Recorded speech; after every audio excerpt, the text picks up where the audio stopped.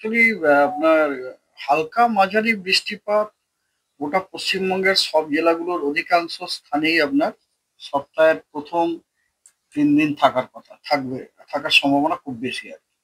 হালকা মাঝারি বৃষ্টিপাত পশ্চিমবঙ্গের সব জেলারই অধিকাংশ স্থানেই। আর সপ্তাহের শেষের দিকে উত্তরবঙ্গের সব জেলাতেই আপনার হালকা মাঝারি বৃষ্টিপাত জেলাগুলোর অধিকাংশ স্থানে। আর দক্ষিণবঙ্গের জেলাগুলোর অনেক জায়গাতেই হালকা মাঝারি বৃষ্টিপাত হওয়ার সম্ভাবনা আছে। তার মানে ইন নাটসেল এই সপ্তাহে উত্তরবঙ্গের প্রত্যেকটা জেলাতেই প্রতিদিনই অধিকাংশ স্থানেই হালকা মাঝারি বৃষ্টিপাত হওয়ার সম্ভাবনা যথেষ্ট বেশি। এবং দক্ষিণবঙ্গের প্রথম 3 দিন আজ থেকে শুরু করে হালকা মাঝারি বৃষ্টিপাত জেলাগুলো সব জেলার অধিকাংশ স্থানে, এবং শেষ 4 দিনে হালকা মাঝারি বৃষ্টিপাত জেলাগুলোর অনেক স্থানে হওয়ার সম্ভাবনা আছে।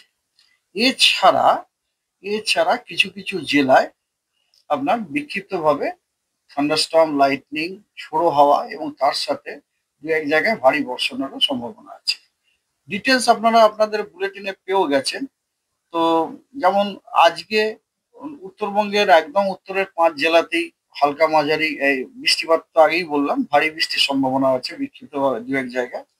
আর দক্ষিণবঙ্গের নদিয়া, উত্তর 24 পরগনা এবং সাউথ 24 পরগনাতে আপনার বিক্ষিপ্তভাবে ভারী বর্ষণের সম্ভাবনা আছে।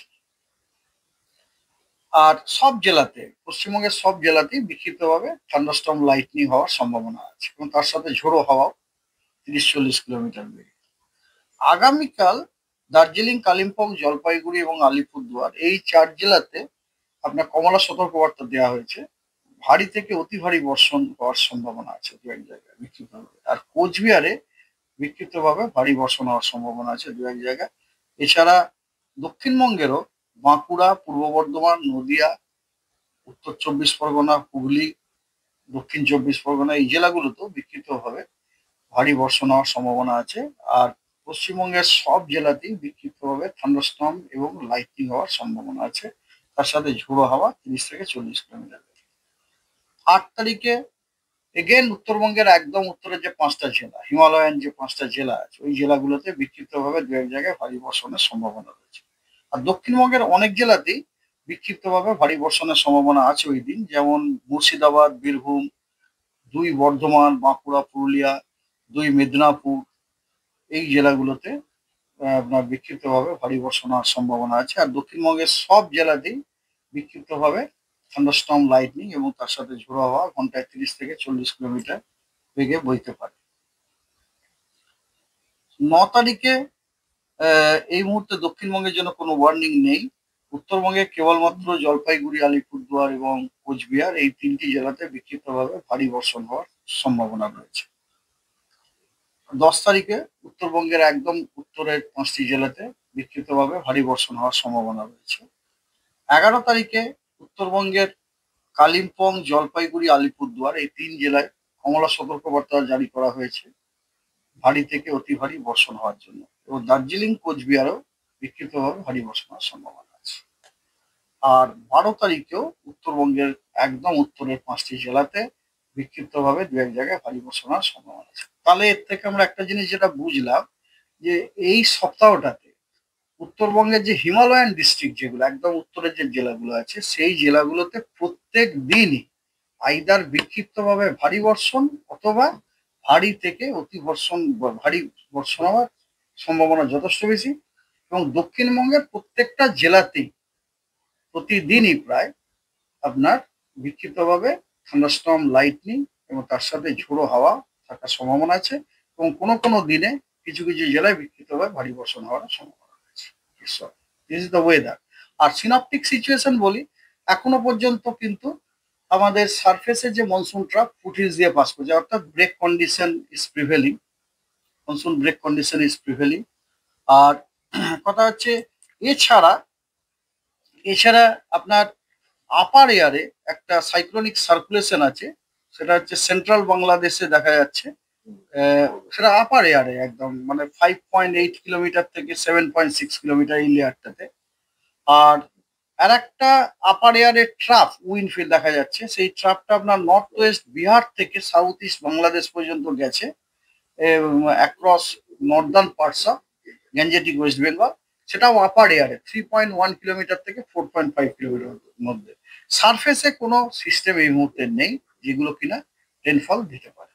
That's all. হ্যাঁ, বলুন। ব্যাপারটা হচ্ছে এই যে মনসুনের, আমাদের এই মনসুনে একটা কথা প্রচলিত আছে, সেটাকে আমরা বলি Intra seasonal variation. Intra seasonal variation, এই ইন্ট্রা সিজনাল ভ্যারিয়েশনটা আমরা নানান রকম ভাবে প্রকাশ করে থেকে থাকি। সব থেকে মানে কমন ওয়ে এটা প্রকাশ করা হচ্ছে যে আমাদের এই মনসুন ট্রাফ, এই যে আমরা মৌসুমী অক্ষরেখাগুলো বলি, মৌসুমী অক্ষরেখার একটা নর্মাল পজিশন আছে, ক্লাইমেটোলজিক্যাল নর্মাল পজিশন আছে। এই মৌসুমী অক্ষরেখা কখনো কখনো তার নর্মাল পজিশন থেকে দক্ষিণে অবস্থান করে, কখনো কখনো নর্থেও অবস্থান করে। যখন এটা দক্ষিণে অবস্থান করে তখন সাধারণত ওটা তখন কি হচ্ছে, খুবই মানে অ্যাক্টিভ মনসুন করে। এবারে মনে করুন মনসুন ট্রাপ আপনার উত্তর দিকে সরতে সরতে সরতে সরতে যখন ওটা ফুটিলস অফ দ্য হিমালয়াতে চলে যায়, ফুটিস অফ দ্য হিমালয়াতে চলে গেলে কি হবে, তাহলে আপনি যদি ট্রাফটা এরকম দেখেন তাহলে দেখবেন হাওয়াগুলো সব এরকম করে এরকম এলো। আপনি ইস্টার্লি যেটা মানে যেটা সেটা সেটা খুব সামান্য জায়গা পাচ্ছে আর কি। আমার কারেক্ট? আমরা যে আমাদের যে দক্ষিণবঙ্গ বা বিহার টিহার উত্তরপ্রদেশ, আমরা যে মনসুন সিরিজ উইন্ডটা পাই, কি জন্য কোথা থেকে পাই? যখন ইস্টার্লি উইন্ড হয় তখন হয় তো। এবারে ইস্টার্লিটা কেন হচ্ছে? মনসুন ট্রাপটা আছে বলে। মনসুন ট্রাপটা যদি একদমই যদি নর্থে চলে যায় তাহলে ইস্টার্লি পাওয়ার জায়গা কোথায়? হ্যাঁ, ইস্টার্লি পাওয়ার জায়গাটা হচ্ছে খালি ফুটেন্সেই আপনার। সেই জন্য বৃষ্টিটা আপনার ওই ফুটেন্সের যে সমস্ত জায়গাগুলো, সেই জায়গাগুলো বৃষ্টিগুলো এখন দেখতেই পাচ্ছেন, আমরা তো খবর পাচ্ছেন। আমি খালি পশ্চিমবঙ্গ না, পশ্চিমবঙ্গের বাইরে আরো যে অন্যান্য রাজ্যে ফুটেজ ডিস্ট্রিক্ট গুলোতে কি কি অবস্থা হচ্ছে আমরা নিজেরই দেখতে পাচ্ছি। ইট ইস এ টিপিক্যাল ব্রেক সিচুয়েশন আর কি। তো এই জিনিসটা হয় আর কি। এবারে ওই ব্রেক থেকে আবার অব্যাহতি কখন হয়, ব্রেক থেকে আবার অ্যাক্টিভ পজিশনও ফিরে আসে। এই যে অ্যাক্টিভ থেকে ব্রেকে যাওয়া, ব্রেক থেকে আবার অ্যাক্টিভে বাজে, এটাকে বলে অ্যাক্টিভ ব্রেক সাইকেল বলে এটাকে, ইন্ট্রা সিজনাল সাইকেল। এই সাইকেল নিয়ে অনেক বিজ্ঞানীরা অনেক রিসার্চ করেছেন। এই সাইকেলের একটা পিরিয়ডিসিটি আছে, কিন্তু এই পিরিয়ডিসিটিটা খুব লার্জ, খুব মানে ব্রড স্পেকট্রাম। এটা কেউ কেউ আবিষ্কার করেছেন এর পিরিয়ডিসিটিটা কোনো সময় 20 দিনও 30 দিনও হয়েছে, কখনো কখনো ধরুন 60 দিনও হয়েছে পিরিয়ডিসিটিটা। হ্যাঁ, মানে এই পিরিয়ডিসিটিটা আর কি নিয়ে করে। তো মানে মানে যত বেশি হবে তার যত বেশি দিন থাকবে, তার মানে কি আমরা অ্যাক্টিভ মনসুনটা আবার অ্যাক্টিভ মনসুন পেতে 60 দিন বাদ, তার মানে অ্যাক্টিভ মনসুনটা আবার 60 দিন থাকবে আর কি।